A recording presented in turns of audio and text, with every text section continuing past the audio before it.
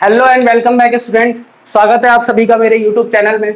और आज का आपने थंबनेल पढ़ लिया होगा कि हम ये पढ़ेंगे कि एक टेबल को कैसे ड्रॉ किया जाता है। ये टेबल मोस्ट इंपॉर्टेंट है, तो बोर्ड वालों को मैं कह दूं कि इसमें से क्वेश्चन जरूर आता है। ठीक है, तो आप ये टेबल अगर आपको लर्न नहीं होती है तो आप इसको एक बार बनाना सीख लें। तो उससे क्या होगा, आपने एक बार अगर बना ली एग्जाम में, आपको जैसे ही कॉपी मिलती है आप अपने नाम की एंट्री कीजिए उससे, उसके बाद में क्वेश्चन पेपर मिलने से पहले थोड़ा सा टाइम मिल जाता है तो कॉपी के एंड में आप रफ वर्क में इस टेबल को पहले से तैयार करके रख सकते हैं। अगर आप इसको तैयार करके रख लेंगे तो जैसे क्वेश्चन आया आपको केवल वैल्यू उठा के पुट करनी है और आपके पास आंसर आ जाएगा। कुछ वैल्यूज इंपॉर्टेंट होती है, वो वैल्यूज आप याद रख लें। मैं आपको बता दूंगा कि कौन सी वैल्यू से ज्यादा सवाल आता है, तो आप इस टेबल को ड्रॉ करना भी सीख लें। ठीक है, तो चलिए स्टार्ट करते हैं कि ये टेबल कैसे ड्रॉ की जाती है, कभी एग्जाम में आपको जरूरत पड़े तो। ठीक है, सबसे पहले आपको क्या करना है, वन से लेके आपको वन से लेके जीरो से लेके नंबर लिखने हैं, 1 2 3 4 और 5, सॉरी 4 तक नंबर लिखने हैं। 5 नंबर लिखने हैं, 0 1 2 3 4, इतना आप याद रख सकते हैं। उसके बाद आप क्या करें, 0 को 4 से डिवाइड करें, 1 को 4 से डिवाइड करें, 2 को 4 से डिवाइड करें, 3 को 4 से डिवाइड करें और 4 को भी 4 से डिवाइड करें। तो 0/4 आपके पास आएगा 0, 1/4 ऐसा ही रहेगा 1/4, 2/4 आपके पास हो जाएगा 1/2 और 3/4 रहेगा 3/4 और 4/4 हो जाएगा 1। ये कैंसिल हो गया। इतना काम होने के बाद ये बिल्कुल इजी है। सबसे पहले नंबर लिखने हैं 0 1 2 3 4, फिर उसके बाद सबको 4 से डिवाइड करना है। ठीक है, फिर उसके बाद आपको क्या करना है, इतना होने के बाद में सब पे रूट लगा देना है। तो यही लगा देता हूं मैं, इस पे रूट लगा दिया सब पे। अब देखिए क्या होगा, 0 का रूट आप लिखेंगे 0, 1 का रूट 1 ही होता है और 4 का रूट होता है 2, तो ये आ गया 1/2। इसमें 1/√2 में 1 का रूट 1 और 2 का रूट 2।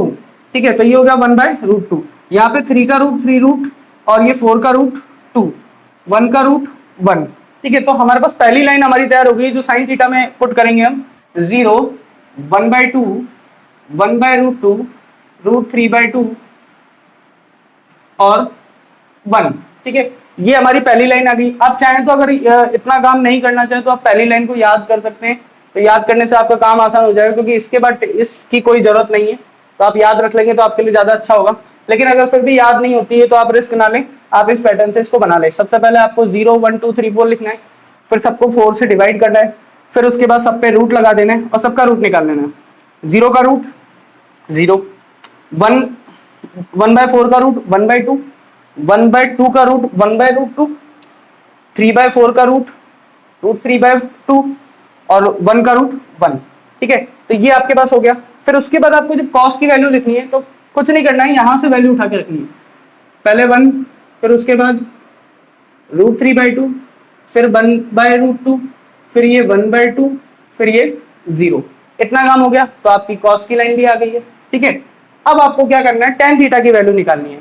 तो tan थीटा के लिए मैं आपको बता दूं कि एक फॉर्मूला बताया था मैंने, tan theta is equal to sine theta upon cos theta.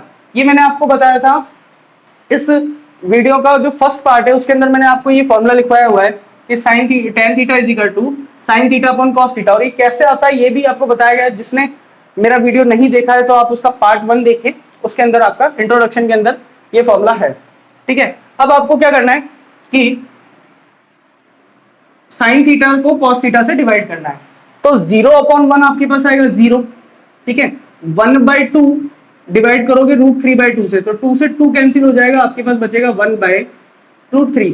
ठीक है, 1/√2 को 1/√2 से डिवाइड करोगे तो आपके पास बचेगा 1 और √3/2 को 1/2 से डिवाइड करेंगे तो 2 से 2 कैंसिल, आपके पास बचेगा √3। ठीक है, अब 1/0 तो ये आपका आएगा इनफाइनाइट, जिसको लिखते हैं हम नॉट डिफाइंड। ध्यान रखें कि जहां पे भी 1/0 आएगा वहां पे हम लिखेंगे इनफाइनाइट यानी नॉट डिफाइंड, और जहां पे 0/1 आएगा तो हम लिखेंगे 0। क्लियर है? ठीक है, चलिए आगे बढ़ते हैं। अब कॉट थीटा जो होता है वो tan का जस्ट उल्टा होता है। ठीक है, कॉट थीटा होता है tan का उल्टा। तो यहां पे क्या लिखेंगे, 0 का उल्टा क्या होगा, देखो 0 कैसे आया था 0/1 से, और 1/0 क्या होगा, इसका उल्टा होगा 1/0। तो 1/0 होता है इंफिनिटी, तो 0 का उल्टा क्या हो जाएगा, इंफिनिटी हो जाएगा, यानी नॉट डिफाइंड हो जाएगा। तो कॉट 0 जो होगा वो आपके पास आएगा नॉट डिफाइंड। ठीक है, जस्ट इसका उल्टा लिख दे रहा है यहाँ पे। मैं लिख दिया मैंने इसका उल्टा। अब 1/√3 का उल्टा क्या होगा, वो होगा √3/1, यानी कि हम केवल √3 लिख देंगे, 1 लगाने की कोई जरूरत नहीं है, केवल √3। तो कॉट इसका उल्टा हो गया 1/√3 का √3। 1 का उल्टा 1/1 था ये, तो ये इसका उल्टा 1 ही होगा। और √3 का उल्टा हो जाएगा 1/√3, क्योंकि ये √3/1 है तो इसका उल्टा होगा 1/√3। अच्छा, इंफिनिटी का उल्टा हो जाएगा आपके पास 0। ठीक है, तो ये हमारा कॉट वाला भी फिल हो गया है पूरा। अब कॉसेक आपको मैंने बताया था, कॉसेक किसका उल्टा होता है, साइन का उल्टा होता है। तो जो जो साइन की वैल्यू आई है हम उसको क्या कर देंगे, जस्ट उल्टा रख देंगे। ठीक है, 0 का उल्टा इंफिनिटी यानी कि नॉट डिफाइंड, 1/2 का उल्टा 2/1 यानी कि 2। ठीक है, 1/√2 का उल्टा √2/1 यानी √2, और √3/2 का उल्टा 2/√3, और 1 का उल्टा 1। तो ये टेबल आपकी यहाँ पे आधी से ज्यादा कंप्लीट हो चुकी है। इसके बाद आपको ध्यान रखना है सेक किसका उल्टा होता है, सेक उल्टा होता है कॉस का। ठीक है, तो कॉस का उल्टा लिखना चालू करते हैं। 1 का उल्टा कितना होगा, 1/1 का 1 ही होगा। √3/2 का कितना होगा, 2/√3। कुछ नहीं करना है, 2 को ऊपर √3 को नीचे। ठीक है, 1/√2 का उल्टा √2, और 1/2 का उल्टा 2, और 0 का उल्टा मैं आपको बता चुका हूं इंफिनिटी यानी कि नॉट डिफाइंड। तो ये हमारी टेबल फिक्स हो गई है कि ये आपकी टेबल आप इसको एग्जाम में पहले से बना के रख सकते हैं। ठीक है, अब मैं आपको ये बता देता हूँ कि कौन कौन सी वैल्यू सबसे ज्यादा यूज में आती है। सबसे पहले आप ध्यान रखिए कि tan 30 की वैल्यू सबसे ज्यादा यूज में आएगी। ठीक है, ये कुछ फिक्स वैल्यू है जो आपको याद रखनी है, जिसकी वैल्यू टेबल से आपको उठा के रखनी पड़ेगी। इसमें से कोई से भी एंगल पे क्वेश्चन आता है तो आप डायरेक्ट वैल्यू से क्वेश्चन करें। फिर उसके अलावा 60 डिग्री जो होगा वो भी बहुत इंपॉर्टेंट है, यानी कि √3, tan 60 √3, और tan 30 जो है 1/√3। अच्छा, ये वैल्यू को आपको याद रखने की जरूरत नहीं है। अगर आप मेरे लेक्चर्स अटेंड कर रहे हैं तो मैं आपको बता दूं इन वैल्यूज को ज्यादा याद रखने की जरूरत नहीं है। और मैंने कैसे इन वैल्यूज को याद रखा है वो आप मेरे एक्सरसाइज देखिए कि जब मैं एक्सरसाइज कराऊंगा तब आपको बताऊंगा कि मुझे कैसे वैल्यूज याद आ जाती है। आप भी उस तरीके को अपना सकते हैं। तो आपको इन वैल्यूज को याद रखने की जरूरत नहीं है, ऊपर वाली अगर आप वैल्यू रखते हैं याद तो आपका काम हो जाएगा। ठीक है, क्वेश्चन बिल्कुल 100% सॉल्व होगा। तो 2 वैल्यू ये थोड़ी सी इंपॉर्टेंट रहती है, तीसरी रहती है ये, यानी कि आप tan की 3 वैल्यू याद रखें।